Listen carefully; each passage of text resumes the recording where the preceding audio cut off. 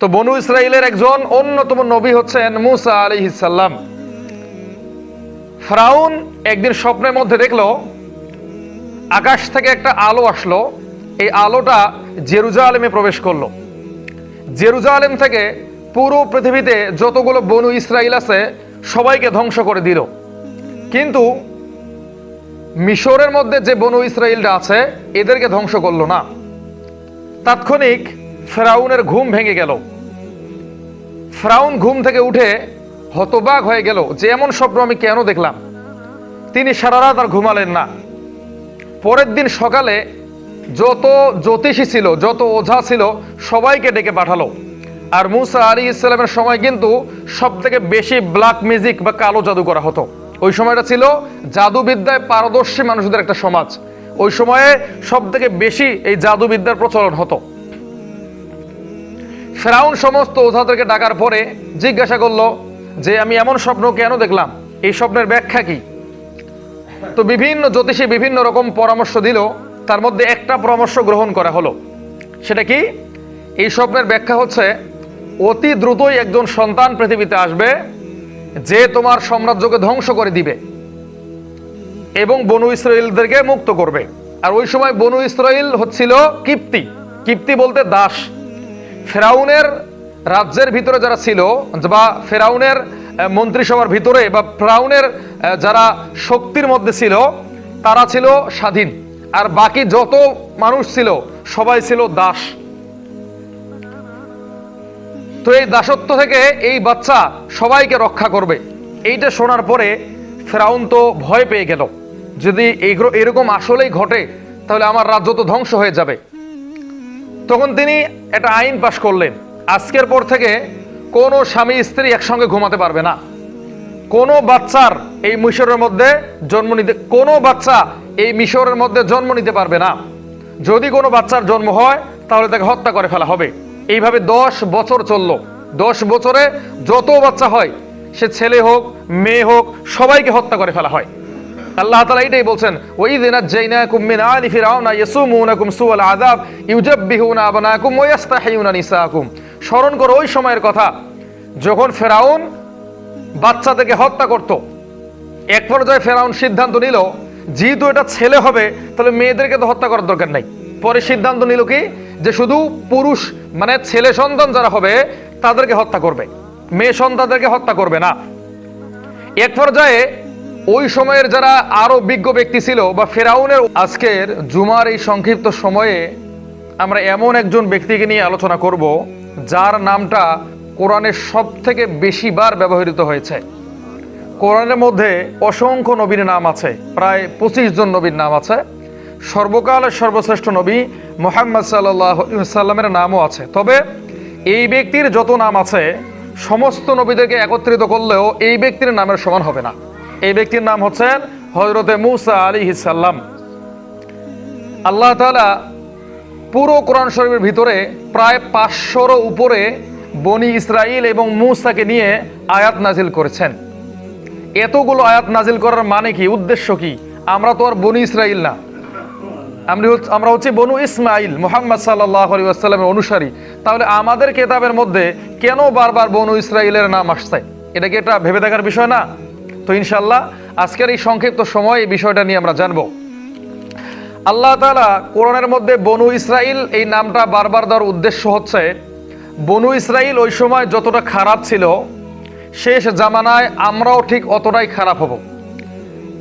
বনু ইসরাইলে যেমন স্বৈর শাসকেরা দেশ সমাজ রাষ্ট্র পরিচালিত করেছিল, তো এই শেষ জামানায়ও সারা পৃথিবীতে স্বৈর শাসকরা দেশ রাষ্ট্র সমাজ পরিচালনা করবে। আজকের দিনে বিশ্ব মোড়ল আমেরিকা, তারা নাস্তিক, তারা আল্লাহর বিধান যে কোরআন এটাকে মানে না, তারা আমাদের নবীকে গ্রহণ করে না। পৃথিবীতে যতগুলো উন্নত কান্ট্রি আছে একজনও আমাদের নবীকে নবী হিসেবে স্বীকার করে না। একজনও তারা কোরআন যে আল্লাহর পক্ষ থেকে নাজিল হওয়া কিতাব বিশ্বাস করে না। তার মানে ওই সময় যেমন ফেরাউনের সভ্যতা ছিল, ফেরাউন যেমন আল্লাহ এবং রাসূলকে মানে নাই, এই সময়ের যারা ফেরাউন তারাও আল্লাহ এবং রাসূলকে মানে না। আল্লাহ তাআলা এই জন্য আমাদের এই কোরআনের মধ্যে মূসা এবং ফেরাউনের ঘটনা বর্ণনা করে আমাদেরকে বোঝাতে চাচ্ছেন যে ফেরাউনের মতো তোমরা আচরণ করিও না। ফেরাউন যেভাবে বনি ইসরায়েলকে নিজেদের গোলাম বানিয়েছিল, এই সময়ে পশ্চিমারা মুসলিমদেরকে ঠিক তেমনই গোলাম বানিয়ে ফেলেছে।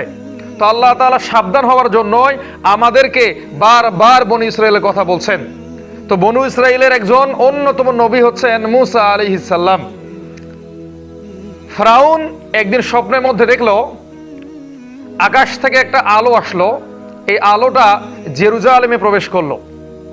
জেরুজালেম থেকে পুরো পৃথিবীতে যতগুলো বনু ইসরায়েল আছে সবাইকে ধ্বংস করে দিল। কিন্তু মিশরের মধ্যে যে বনু ইসরায়েলরা আছে এদেরকে ধ্বংস করলো না। তাৎক্ষণিক ফেরাউনের ঘুম ভেঙে গেল। ফেরাউন ঘুম থেকে উঠে হতবাক হয়ে গেল যে এমন স্বপ্ন আমি কেন দেখলাম। তিনি সারা রাত আর ঘুমালেন না। পরের দিন সকালে যত জ্যোতিষী ছিল, যত ওঝা ছিল সবাইকে ডেকে পাঠালো। আর মূসা আলাইহিস সালামের সময় কিন্তু সব থেকে বেশি ব্ল্যাক ম্যাজিক বা কালো জাদু করা হতো। ওই সময়টা ছিল জাদুবিদ্যায় পারদর্শী মানুষদের একটা সমাজ। ওই সময়ে সব থেকে বেশি এই জাদুবিদ্যার প্রচলন হতো। ফেরাউন সমস্ত ওঝাদেরকে ডাকার পরে জিজ্ঞাসা করলো যে আমি এমন স্বপ্ন কেন দেখলাম, এই স্বপ্নের ব্যাখ্যা কি? তো বিভিন্ন জ্যোতিষী বিভিন্ন রকম পরামর্শ দিল। তার মধ্যে একটা পরামর্শ গ্রহণ করা হলো। সেটা কি? এই স্বপ্নের ব্যাখ্যা হচ্ছে অতি দ্রুতই একজন সন্তান পৃথিবীতে আসবে যে তোমার সাম্রাজ্যকে ধ্বংস করে দিবে এবং বনু ইসরায়েলদেরকে মুক্ত করবে। আর ওই সময় বনু ইসরায়েল হচ্ছিল কিপ্তি। কিপ্তি বলতে দাস। ফেরাউনের রাজ্যের ভিতরে যারা ছিল বা ফেরাউনের মন্ত্রিসভার ভিতরে বা ফেরাউনের যারা শক্তির মধ্যে ছিল তারা ছিল স্বাধীন, আর বাকি যত মানুষ ছিল সবাই ছিল দাস। তো এই দাসত্ব থেকে এই বাচ্চা সবাইকে রক্ষা করবে। এইটা শোনার পরে ফেরাউন তো ভয় পেয়ে গেল, যদি এরকম আসলেই ঘটে তাহলে আমার রাজ্য তো ধ্বংস হয়ে যাবে। তখন তিনি একটা আইন পাশ করলেন, আজকের পর থেকে কোনো স্বামী স্ত্রী একসঙ্গে ঘুমাতে পারবে না। কোনো বাচ্চার এই মিশরের মধ্যে জন্ম নিতে পারবে না। যদি কোনো বাচ্চার জন্ম হয় তাহলে তাকে হত্যা করে ফেলা হবে। এইভাবে 10 বছর চললো। 10 বছরে যত বাচ্চা হয়, সে ছেলে হোক মেয়ে হোক, সবাইকে হত্যা করে ফেলা হয়। আল্লাহ তাআলা এটাই বলছেন, ওয়াইয নাজ্জাইনাকুম মিন আলি ফিরআউনা ইয়াসুমুনাকুম সুআল আযাব ইউজাব্বিহুনা আবনাকুম ওয়া ইস্তাহিয়ুনা নিসাকুম। স্মরণ করো ওই সময়ের কথা যখন ফেরাউন বাচ্চাদেরকে হত্যা করত। এক পর্যায়ে ফেরাউন সিদ্ধান্ত নিল যেহেতু এটা ছেলে হবে তাহলে মেয়েদেরকে তো হত্যা করার দরকার নাই। পরে সিদ্ধান্ত নিল কি যে শুধু পুরুষ মানে ছেলে সন্তান যারা হবে তাদেরকে হত্যা করবে, মেয়ে সন্তানদেরকে হত্যা করবে না। এক পর্যায়ে ওই সময়ের যারা আরো বিজ্ঞ ব্যক্তি ছিল বা ফেরাউনের অধীনস্থ যারা ছিল তারা বলতে লাগলো, মহারাজ সমস্ত পুরুষ সন্তানদেরকে যদি হত্যা করে ফেলেন তাহলে তো একটা সময় আমাদের কাজ আমাদেরই করা লাগবে, কোনো পুরুষ তো বেঁচে নাই, তাহলে এই রাজ্য কিভাবে পরিচালিত হবে, কারা আপনার গোলামি করবে, বা এই সাম্রাজ্য তো শেষ হয়ে যাবে। তখন ফেরাউন অন্য লোকের কথা শুনে তার উপরে একটু চাপ বেড়ে গেল। তখন সে চিন্তা করলো একটা বছর বাচ্চাদেরকে হত্যা করবে আর একটা বছর বাচ্চাদেরকে হত্যা করবে না। তো আল্লাহর পরিকল্পনা হচ্ছে উত্তম। তারা পরিকল্পনা করেছিল আর আল্লাহ তাআলা কৌশল করেছিলেন। আল্লাহ তাআলা কৌশল ছিল কি, তার ঘরেই যাকে হত্যা করার জন্য এই লক্ষ লক্ষ বাচ্চাকে হত্যা করলো তার ঘরেই তাকে বড় করবে, এটা আল্লাহর পরিকল্পনা। এবার যে বছরে বাচ্চাদেরকে হত্যা করা হবে না সেই বছর জন্ম নিল মূসা আলাইহিস সালামের বড় ভাই হারুন আলাইহিস সালাম। আর যে বছর হত্যা করা হবে এই বছর জন্ম নিল মূসা আলাইহিস সালাম। মূসা আলাইহিস সালামের বাবা তার নাম হচ্ছে ইমরান। ইমরান ছিল ফেরাউনের বডিগার্ড। ফেরাউনের বডিগার্ড হওয়ার সুবাদে মূসা আলাইহিস সালাম যে পৃথিবীতে আসছে এটা ফেরাউনের বাহিনী জানতো না। তারা মনে করতো এটা তো আমাদেরই লোক, তাদের বাড়িতে তো আর পাহারা দেওয়ার দরকার নেই। তো এই সুযোগেই বাচ্চার জন্ম হয়ে গেল। বাচ্চা জন্ম হওয়ার পরে এই বাচ্চাকে তো রাখা যাবে না, যে কোনো সময় ফেরাউনের বাহিনী এসে হত্যা করতে পারে। আল্লাহ তাআলা বলে যে আমি মূসা আলাইহিস সালামের মায়ের অন্তরে করুণা ঢেলে দিলাম, মোহাব্বত ঢেলে দিলাম এবং তার মনটাকে আমি প্রশান্ত করে দিলাম। এবার মূসা আলাইহিস সালামের মা ভাবতেছে এই বাচ্চাটাকে তো এখানে রাখা যাবে না, রাখলে যে কোনো সময় ফেরাউনের বাহিনী একে নিয়ে যাবে এবং হত্যা করবে। তখন তিনি কি করলেন, একটা কাঠের বাক্স নিয়ে আসলেন। কাঠের বাক্সের মধ্যে এই সন্তানটাকে ভরে পানির মধ্যে ভাসিয়ে দিলেন।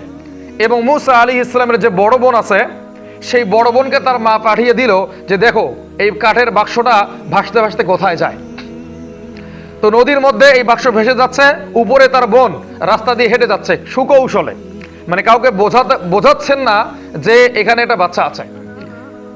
এবার কাঠের বাক্স ভাসতে ভাসতে গিয়ে ফেরাউনের যে স্ত্রী আছে আসিয়া, তার কাছে গিয়ে পৌঁছে গেল, বা তিনি যে ঘাটে গোসল করতেছিলেন সেই ঘাটের মধ্যে পৌঁছে গেল। ফেরাউনের স্ত্রী আসিয়ার কোনো সন্তান ছিল না, এই জন্য তিনি এই বাচ্চাকে যখন দেখলেন, আর নবীদের চেহারা কিন্তু অত্যন্ত সুন্দর হয়, মায়াবী হয়। আল্লাহ তাআলা বলে মূসা আলাইহিস সালামের চেহারার মধ্যে আমি মায়া দিয়েছিলাম, মোহাব্বত দিয়েছিলাম, করুণা দিয়েছিলাম। এই করুণা এবং মায়া মোহাব্বত যখন আসিয়া দেখলো, তখন তিনি আকৃষ্ট হয়ে গেল বাচ্চার প্রতি। এবার বাচ্চাকে তিনি কোলে নিলেন, কোলে নিয়ে বাসায় চলে গেলেন। এই দৃশ্য তার বোন দেখলো, দেখে তার মায়ের কাছে গিয়ে বলছে যে আমার ভাই তো ফেরাউনের স্ত্রীর কাছে চলে গেছে। মা ভয় পেয়ে গেল, আল্লাহ যার হাত থেকে বাঁচানোর জন্য এত কষ্ট, তার হাতেই বাচ্চা বলল, কিন্তু আল্লাহর কৌশল কি ভিন্ন। এবার আসিয়া এই বাচ্চাকে কোলে নিল, কোলে নিয়ে ফেরাউনের কাছে গেল, গিয়ে বলল দেখো দেখো কত সুন্দর বাচ্চা নিয়ে এসেছি। ফেরাউন বলছে যে না, এই বাচ্চাকে তো গ্রহণ করা যাবে না, এই আমার শত্রু হতে পারে। তখন আসিয়া বলছে যে না, একে আমি হত্যা করতে দিব না, একে আমরা লালন পালন করব, হতে পারে ভবিষ্যতে এ আপনার জায়গা দখল করবে। এবার মূসা আলাইহিস সালামের মা এই খবর শুনে অত্যন্ত আনন্দ পেল, শান্তি পেল যে এই বাচ্চাকে হত্যা করা হচ্ছে না। এদিকে এই বাচ্চা কান্নাকাটি করতে লাগলো, কেননা তার তো দুধ খাওয়ার প্রয়োজন, ছোট্ট বাচ্চা। এই ফেরাউনের স্ত্রী আসিয়া ওই সময় যত মানুষের বাচ্চা হত্যা করা হয়েছিল সমস্ত মহিলাদেরকে ডেকে নিয়ে আসলেন, কিন্তু মূসা আলাইহিস সালাম শৈশবকালে, ছোটকালেই কারো দুধ পান করে না, শুধু কান্নাকাটি করতে লাগলো। তখন মূসা আলাইহিস সালামের বোন সে এই আসিয়ার কাছে বলছে যে আমি এমন একজনকে চিনি যে অত্যন্ত স্নেহবতী, যে অত্যন্ত কোমল নরম, সে আপনার বাচ্চাকে মানুষ করতে পারবে। বলা হলো যে ডেকে নিয়ে আসো। ডেকে নিয়ে আসা হলো। আসার পরে মূসা আলাইহিস সালামকে যখন তার মায়ের কোলে তুলে দেওয়া হলো, তিনি খুব তৃপ্তির সঙ্গে দুধ পান করলেন। তার মায়েরও আত্মা শান্তি, বাচ্চারও আত্মা শান্তি। তো আল্লাহর পরিকল্পনা দেখেন কত সুন্দর। কিন্তু তার মা বলল না যে এটা আমার সন্তান। তখন ফেরাউনের স্ত্রী আসিয়া বলল আজকে থেকে বাচ্চা আপনার কাছেই থাকবে, আপনি একে বড় করবেন, লালিত পালিত করবেন। তাহলে মা তার সন্তানকে ফিরে পেল কত কাহিনী হওয়ার পরে। দেখেন এবার মূসা আলাইহিস সালাম ফেরাউনের বাড়িতে, তারই রাজ দরবারে ধীরে ধীরে বড় হতে লাগলো। তিনি যখন যুবক হয়ে গেছেন, একদিন তিনি দেখতে পেলেন বনু ইসরাইলের একজন এবং ফেরাউনের প্রশাসনের একজন, দুইজনের মধ্যে দ্বন্দ্ব লেগে গেছে। দ্বন্দ্ব লাগার পরে মূসা আলাইহিস সালাম এই দৃশ্যটা দেখলেন, দেখে তাদের কাছে গেলেন, গিয়ে ফেরাউনের সেনাবাহিনীর ভিতর থেকে যে ছিল তাকে একটা ঘুষি মারলেন, এক ঘুষিতেই সে মারা গেছে।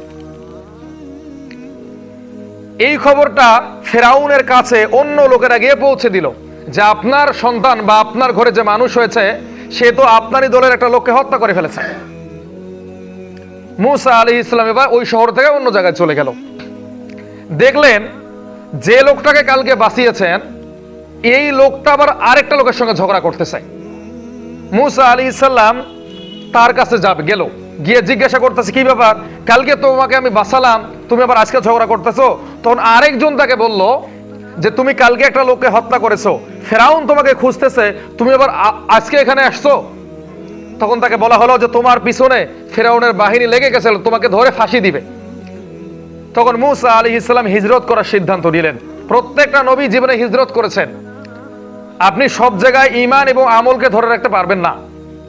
ঈমান এবং আমলকে ধরে রাখতে গেলে ইব্রাহিম আলাইহিস সালাম যেমন ইরাক থেকে কিনানে এসেছিলেন, মূসা আলাইহিস সালাম যখন মিশর থেকে মাদিয়ানে এসেছিলেন, রাসূল সাল্লাল্লাহু আলাইহি ওয়াসাল্লাম যখন মক্কা থেকে মদিনা এসেছিলেন, তো ঈমানকে ধরে রাখতে গেলে জায়গা পরিবর্তন করতে হবে, অনেক সময় বাড়ি পরিবর্তন করতে হবে, অনেক সময় বাপদাদার ভিটাও পরিবর্তন করতে হবে। কেননা আপনি এই সমাজের মানুষের যন্ত্রণায় ঈমানকে ধরে রাখতে পারবেন না। আল্লাহ রাসূল সাল্লাল্লাহু আলাইহি ওয়াসাল্লাম বলছেন শেষ জামানায় ঈমান ধরে রাখতে পারবে তারা যারা গ্রাম থেকে দূরে, নগর থেকে দূরে, প্রত্যন্ত এলাকায়, পাহাড়ি অঞ্চলে ছোট ছোট কমিউনিটি তৈরি করবে, কয়েকটা বাড়ি মিলে একত্রিত হয়ে থাকবে, যেখানে বাইরের কোনো ফিতনা থাকবে না, আধুনিক প্রযুক্তি থাকবে না, নারীদের ফিতনা থাকবে না। এই সময়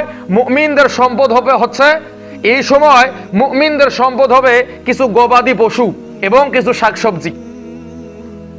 তো মূসা আলাইহিস সালাম হিজরত করার সিদ্ধান্ত নিলেন। এখন তিনি হিজরত করে যাচ্ছেন মাদিয়ানে। এই মাদিয়ানে আবার একজন নবী ছিল, তার নাম হচ্ছেন শুআয়ব আলাইহিস সালাম। তো শুআয়ব আলাইহিস সালামের এলাকায় প্রবেশ করলেন, ক্লান্ত অবস্থা, কয়েকদিন যাবৎ খাবার খায় নাই, চোখ মুখে ক্ষুধা এবং তৃষ্ণার ভয়ঙ্কর চাপ। তিনি একটা গাছের নিচে বসলেন, বসে দেখলেন পাশে একটা কূপের মধ্যে কিছু মানুষ তাদের গবাদি পশুদেরকে পানি পান করাচ্ছে, আর দুইটা মেয়ে এক পাশে কোনায় তাদের ছাগলকে নিয়ে দাঁড়িয়ে আছে। সবাই পানি পান করাচ্ছে, কিন্তু এই মেয়ে দুইটা পানি পান করাচ্ছে না। মূসা আলাইহিস সালাম তার কাছে গেলেন, গিয়ে বললেন যে তোমরা এখানে দাঁড়িয়ে আছো কেন, তোমরাও পানি পান করাও।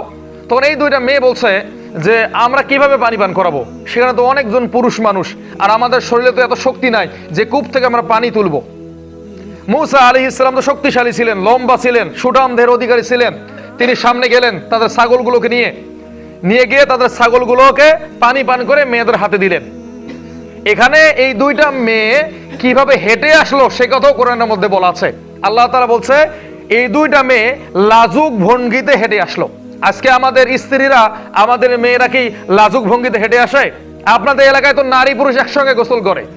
আপনি বলতেছেন যে মক্কায় জাহিলিয়াত ছিল, তার থেকে বড় জাহিলিয়াত আপনাদের গ্রামে হচ্ছে। আমি তো অ্যাভেলেবেল দেখি নারী পুরুষ একসঙ্গে গোসল করতেছে। তো আবু জেহেলের যুগের থেকে এই যুগটা খারাপ আমরা চোখের সামনে দেখেই বলতে পারি। এই কাজগুলো কেউ করবেন না। আপনার স্ত্রী আপনার সম্পদ। আপনি যদি একটা স্বর্ণ পান, এটা যতটা মূল্য আপনার কাছ থেকে, তার থেকে অমূল্য সম্পদ আপনার স্ত্রী। আল্লাহ রসুল বলছে পৃথিবীতে তিনটা জিনিস আমার প্রিয়। এক নাম্বার হচ্ছে আমার স্ত্রী। যার ঘরে একটা নেককার স্ত্রী আছে, সে ফিল করতে পারে যে দুনিয়া কি, সে জান্নাতটা কি, সে ফিল করতে পারে। এই জন্য স্ত্রীরা হচ্ছে হীরার থেকেও কঠিন মূল্যবান। স্ত্রীদেরকে সম্মান দিবেন। আপনার ঘরের জিনিস আপনি বাইরে মানুষকে কেন দেখাবেন? এটা তো বেহায়া, বেশরমা লোকের কাজ। এই কাজগুলো করবেন না। তো লাজুক ভঙ্গিতে মেয়েগুলো হেঁটে আসছিল। আল্লাহ তাআলা এই কথাও কোরআনের মধ্যে বলছেন। এবার মূসা আলাইহিস সালাম সেই বকরিদেরকে পানি পান করালেন।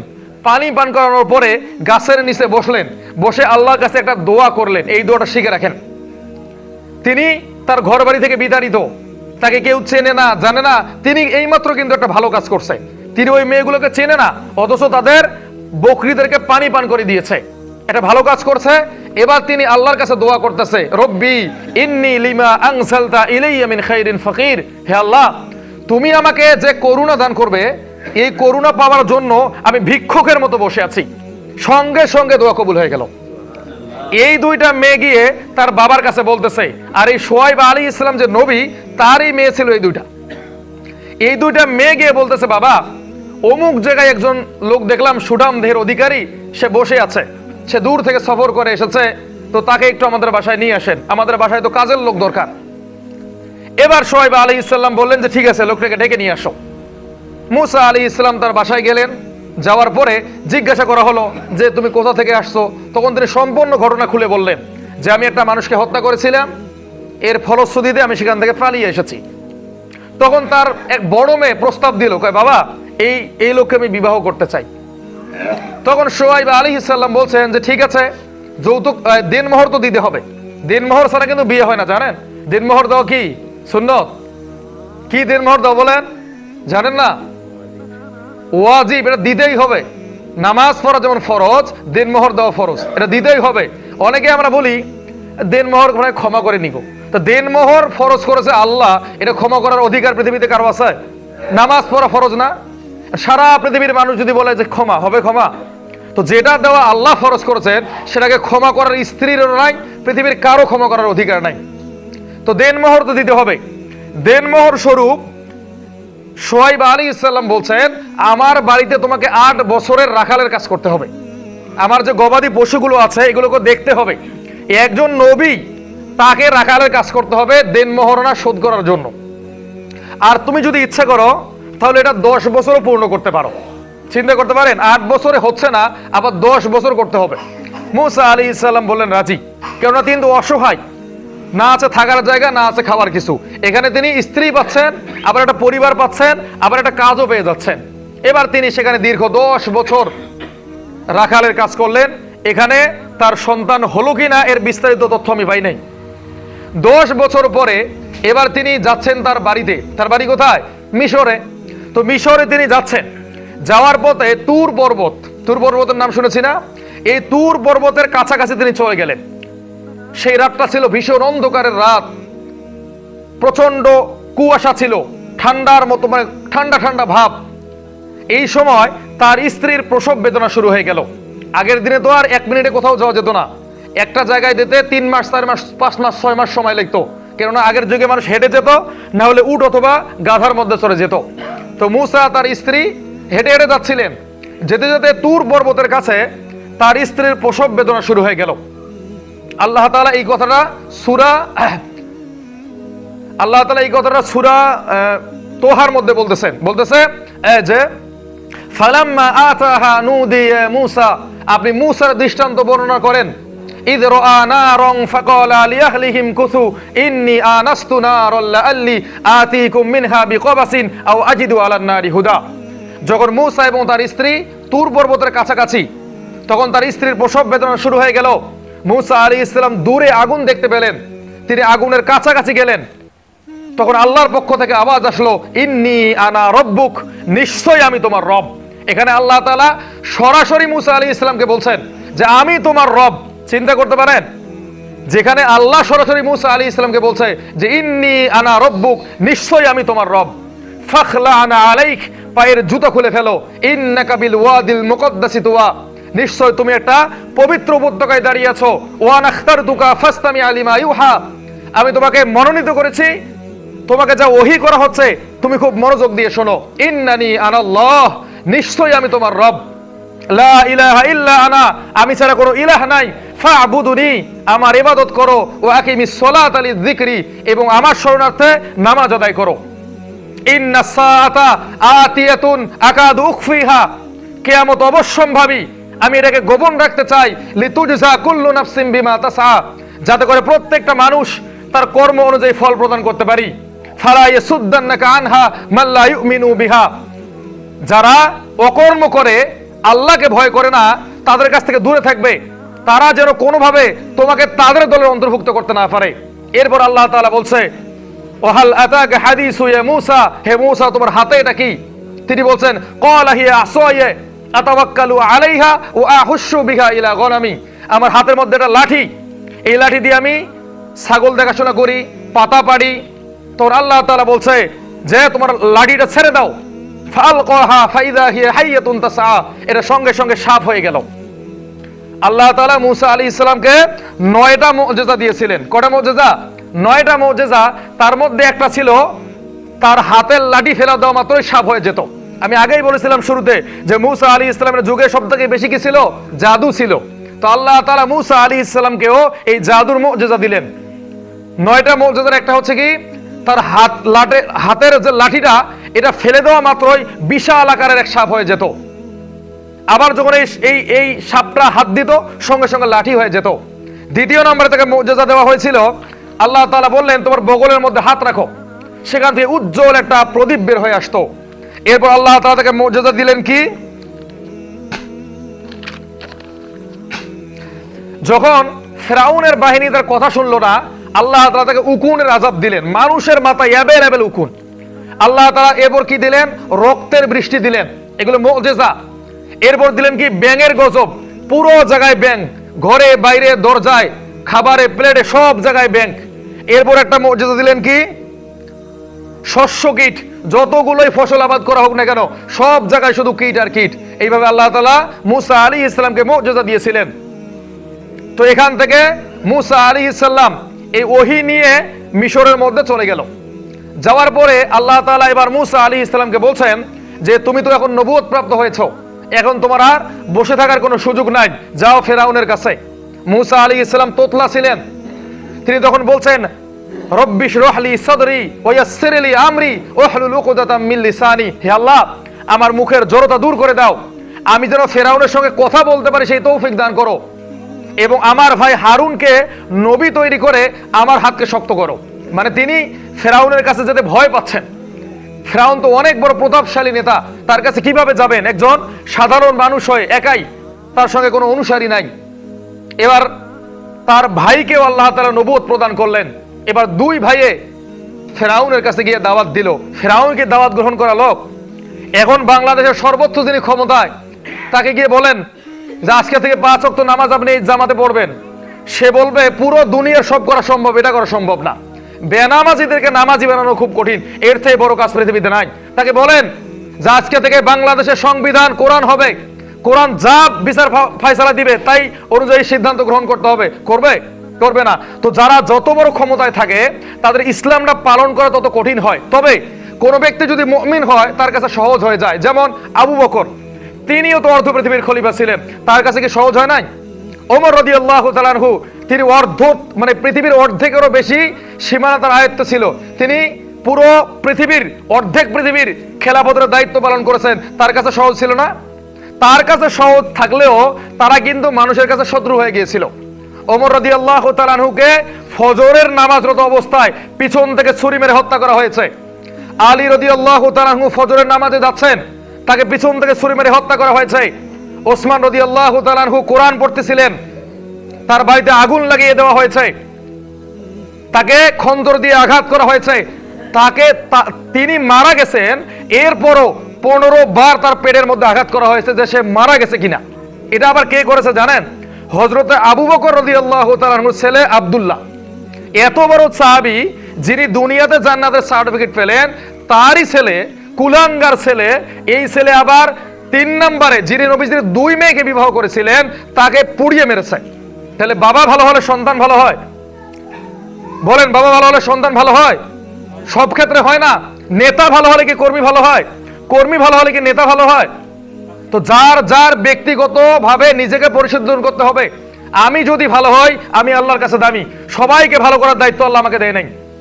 ওমর রাদিয়াল্লাহু তাআলা আনহুর সময়ে সিরিয়ার একজন গভর্নর, তাকে গভর্নর হিসেবে দায়িত্ব দিয়েছে হযরত ওমর রাদিয়াল্লাহু তাআলা আনহু। তিনি 1 সেকেন্ডও দেরি না করে ওমর রাদিয়াল্লাহু তাআলা আনহুর কাছে এসে বলছেন, হে ওমর, তুমি কি চাও যে আমি জাহান্নামে যাই? তাকে গভর্নর করা হয়েছে, এমপি না, একজন মন্ত্রী বানানো হয়েছে। তিনি বলতেছে যে তুমি কি চাও যে আমি জাহান্নামের মধ্যে যাই? ওমর রাদিয়াল্লাহু তাআলা আনহু অবাক হয়ে যাচ্ছেন যে আমি এটা আবার কখন চাইলাম। বলতেছে, আপনি যে এত মানুষের দায়িত্ব আমাকে দিতেছেন, আমি কি পারবো এত মানুষের দায়িত্ব নিতে? একজন সাহাবী বলতেছেন। আর আজকের দিনে ক্ষমতা নেওয়ার জন্য আমাদের লাফালাফি, কে ক্ষমতা নিবে আর কে ক্ষমতা নিবে না, কান খুলে শুনে রাখেন। যে ব্যক্তি 2 জন মানুষের দায়িত্ব নিবে, কঠিন কিয়ামতের ময়দানে তাকে আগুনের উপর দাঁড় করানো হবে, তার কাছ থেকে হিসাব চাওয়া হবে। একজন স্বামীকে তার পরিবারের দায়িত্বের হিসাব বুঝে দিয়ে জান্নাতে যেতে হবে। একজন মেম্বারকে তার ওয়ার্ডের সমস্ত মানুষের হক কোনটা, হালাল কোনটা, হারাম কোনটা, সবকিছু বুঝে দিয়ে জান্নাতে যেতে হবে। এমপি হলে আরো দায়িত্ব বড়, মন্ত্রী হলে আরো দায়িত্ব বড়, সরকার হলে আরো দায়িত্ব বড়। তো চিন্তা ভাবনা করে দায়িত্ব নিবেন। তো এখানে মুসা আলাইহিস সালাম কোথায় গেলেন? ফেরাউনের কাছে দাওয়াত দিতে গেলেন, কিন্তু ফেরাউন দাওয়াত গ্রহণ করলো না। মুসা আলাইহিস সালাম অনেক মানুষকে এরপর দাওয়াত দিলেন, কিছু কিছু মানুষ দাওয়াত গ্রহণ করলো। দাওয়াত গ্রহণ করার পরে মুসা আলাইহিস সালাম আল্লাহর কাছে দোয়া করলেন। একে একে অনেকগুলো গজব ফেরাউনের এই বাহিনীর উপরে আসলো। ফেরাউন কিন্তু 400 বছর জীবিত ছিল, একদিনও তার জ্বর হয় নাই, একদিনও তার সর্দি হয় নাই, একদিনও তার কাশি হয় নাই। সে এবার মনে করতে লাগলো, আনা রব্বুকুমুল আলা, আমি তোমাদের রব, আমাকে তো কখনো কেউ ধ্বংস করতে পারে না, আমার তো রোগ বালাই নাই, আমি তোমাদের রব। আল্লাহ তাআলা এবার তার উপর গজব দান করলেন। এক পর্যায়ে মুসা আলাইহিস সালাম এই মিশরের মধ্যে থাকার মতো আর সুযোগ তার হলো না। তিনি ফেরাউনকে বললেন যে বনী ইসরায়েলকে আমার সঙ্গে দিয়ে দাও, আমরা নীল নদ পার হয়ে সিনাই মরুভূমিতে থাকবো।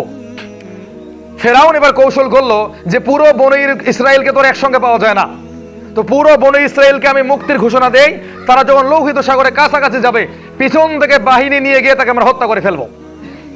কারণ সামনে থাকবে সাগর, পিছনে তো আমরা আছি, তাদের পালানোর কোনো সুযোগ নাই। মুসা আলাইহিস সালাম তার বনু ইসরায়েলকে নিয়ে যখন লৌহিত সাগরের কাছাকাছি গেল, পিছন থেকে তার লক্ষ লক্ষ সেনাবাহিনীর সদস্যরা আধুনিক অস্ত্র শস্ত্র নিয়ে এই বনু ইসরায়েলের পিছনে লেগে গেল। মুসা আলাইহিস সালাম যখন পিছনে ফিরে তাকালেন, দেখলেন লক্ষ লক্ষ সেনাবাহিনীর সদস্য। তখন তার কওমের লোকেরা মূসাকে বলছে, হে মূসা, আমরা তো ধরা পড়ে গেছি, আমরা আর কখনো বাঁচবো না। তখন মূসা আলাইহিস সালাম বলছেন, কাল্লা, কখনো না, ইন্না মাইয়া রব্বি সায়াহদিন, আমার রবই আমাকে পথ দেখাবেন। একজন নবী হতে গেলে কি দেখছেন, এত বড় বিপদ, তারপরও নিরাশ হচ্ছেন না, বলতেছেন কখনো না, আমার রবই আমাকে পথ দেখাবে।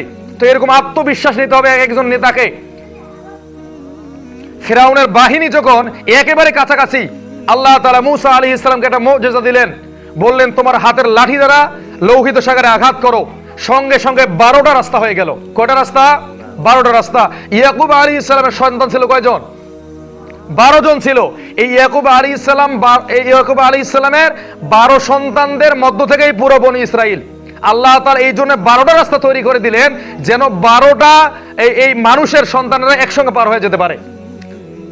মূসা আলাইহিস সালাম বনি ইসরাইলকে নিয়ে সমুদ্রের ওই পারে চলে গেছেন। তখন ফেরাউন এবং তার দলবলেরা সমুদ্রের মাঝখানে, ব্রিজের মাঝখানে। আল্লাহ তাআলা বললেন কি, কুন ফায়াকুন। পৃথিবীতে সবথেকে শক্তিশালী টেকনোলজি কি জানেন? কথা। কি শক্তিশালী টেকনোলজি? কথা। এটা এখনো বিজ্ঞান আবিষ্কার করতে পারে নাই। আল্লাহ তাআলা কি বলছেন? কুন ফায়াকুন, হও হয়ে যায়। আল্লাহ তাআলা কোনো কিছু সৃষ্টি করার প্রয়োজন হয়? শুধু বলে কি, হও, কথা। এই কথাই হচ্ছে পৃথিবীতে সবথেকে শক্তিশালী টেকনোলজি। এর থেকে বড় টেকনোলজি পৃথিবীতে নাই। আবার কিয়ামত যখন হবে তখন আল্লাহ কি করবে? সিংহের মধ্যে ফুৎকার দিবে, সঙ্গে সঙ্গে সমস্ত ধ্বংস। তো এটাও একটা আওয়াজ না? তো এই আওয়াজই হচ্ছে পৃথিবীর সবথেকে শক্তিশালী টেকনোলজি। এর থেকে বড় টেকনোলজি পৃথিবীতে এখনো নাই। তবে বিজ্ঞান এটাকে এখনো প্রমাণ করতে পারে নাই। ইনশাআল্লাহ যদি চায় বিজ্ঞান, হয়তো আল্লাহ তাআলা চাইলে প্রমাণ হবে। সুলাইমান আলাইহিস সালামের অধীনে জিন ছিল না? জিনেরা কি আমাদের মতো কথা বলতে পারে? সুলাইমান আলাইহিস সালাম পিঁপড়ার ভাষা বুঝতো, পাখির ভাষা বুঝতো। তাহলে এগুলো কি? এগুলো কথা না, আওয়াজ না? পিঁপড়ার আওয়াজ কি আপনি বুঝবেন? কিন্তু সুলাইমান আলাইহিস সালাম বুঝতো। তো পৃথিবীতে এ পর্যন্ত সবথেকে শক্তিশালী টেকনোলজি হচ্ছে কথা। এর মাধ্যমে পুরো পৃথিবীকে ধ্বংস করা যায়। আবার পুরো পৃথিবীকে আল্লাহ তাআলা এই কথার মাধ্যমে সৃষ্টি করেছেন। এবার মূসা আলাইহিস সালাম যখন বনি ইসরাইলকে নিয়ে পার হয়ে গেছে, তখন ফেরাউন এবং তার দলবল এই ব্রিজ ধসে গিয়ে পানির মধ্যে পড়ে গেছে। পানির মধ্যে ডুবে হাবুডুবু খাচ্ছে। তখন মালাকুল মউত আজরাইল আলাইহিস সালাম এবং জিবরাইল আলাইহিস সালাম ফেরাউনের কাছে গিয়ে হাজির পানির তলে। বলতেছে, ফেরাউন কি খবর? তখন ফেরাউন বলছে, ক্বালা আমানতু আন্নাহু লা ইলাহা ইল্লাল্লাযী আমানাত বিহি বনি ইসরাইল। আমাকে তোমরা ধ্বংস করো না, আমি ঈমান আনলাম বনি ইসরাইল যার উপর ঈমান এনেছে, ওয়া আনা মিনাল মুসলিমিন, এবং আমি হচ্ছে মুসলমানদের অন্তর্ভুক্ত। বিপদে পড়ে ফেরাউন ঈমান আনতেছে। আমাদের মতো না? আমরাও তো এই সময় দেখি, যদি একটু জ্বর হয়, একটু রোগে শোকে আক্রান্ত হয়, পরিবারের অভাব আসে, দেখবেন যে সেই ব্যক্তির নামাজ মসজিদ ছাড়া কিছু বোঝে না। যখনই একটু স্বাবলম্বী হয়, ভালো চাকরি পায়, ভালো টাকা বেতন পায়, আর মসজিদের খবর নেই। তো আল্লাহ তাআলা বলছে, আল-আন, এখন, ওয়াকাদ আসাইতা ক্বাবলু ওয়া কুনতা মিনাল মুফসিদিন, এর আগে তুমি বড় স্বৈরশাসক ছিলে, তুমি বনি ইসরাইলের উপর জুলুম করেছো। ফেরাউনকে ধ্বংস করার পিছনে একটাই কারণ, সে বনি ইসরাইলকে দাস বানিয়েছিল। মনে করতো যে আমার ক্ষমতা চিরস্থায়ী, আমি সারা জীবন ক্ষমতায় থাকবো। আল্লাহ তাআলা এই জন্য তাকে শাস্তি দিলেন। এরপর আল্লাহ তাআলা বলছেন, ফালিয়াউমা নুনাজ্জিকা বিবাদানিক, আজকে তোমার দেহকে আমি সংরক্ষণ করব, লিতাকুনা লিমান খালফাকা আয়া, যাতে করে তুমি পরবর্তী মানুষের জন্য নিদর্শন হতে পারো। তাহলে এই ফেরাউনকে রাখার উদ্দেশ্য কি? যেন পরবর্তী মানুষের জন্য নিদর্শন হয়। আর আমি আমার লেকচারের শুরুতে কি বলেছিলাম, যে এই কোরআনের মধ্যে 500টারও উপরে আয়াত কেন? কেননা ওই সময়ের বনু ইসরাইল যেমন ছিল, ফেরাউন যেমন ছিল, তো আমাদের এই যুগটাও তেমন। তাহলে ফেরাউনের কাছ থেকে কি আমাদের এই সমাজের, আমাদের এই বিশ্বের নেতারা শিক্ষা গ্রহণ করতে পারছে? পারে নাই। ফেরাউনের যে অবস্থা হয়েছিল, এই পৃথিবীতে যারা আজকে মানুষের উপর নির্যাতন করে, তাদের অবস্থাও এমন হবে। 1897 সালে ফেরাউনের লাশটা খুঁজে পাওয়া গিয়েছিল। এটাকে প্রমাণ করতে আরো 8-10 বছর লেগেছে। এখন প্রশ্ন আসতে পারে, কেন 1918 সালে ফেরাউনের লাশটা খুঁজে পাওয়া গেল? এর আগে হাজার হাজার বছর তার লাশটা কোথায় ছিল? কেনই বা 1897 সালে ফেরাউনের লাশটা এই পৃথিবীতে আল্লাহ তাআলা মানুষের সামনে প্রকাশ করলেন? এরকম কি চিন্তা আসে না? তো ইনশাআল্লাহ এই ফেরাউনের লাশ সম্পর্কে কেন 1897 সালে দেখা পাওয়া গেল, কেন তার মধ্যে আমাদের আদর্শ আছে, তার কাছ থেকে আমরা কি কি শিক্ষা নিতে পারি, ইনশাআল্লাহ এটা নিয়ে সামনে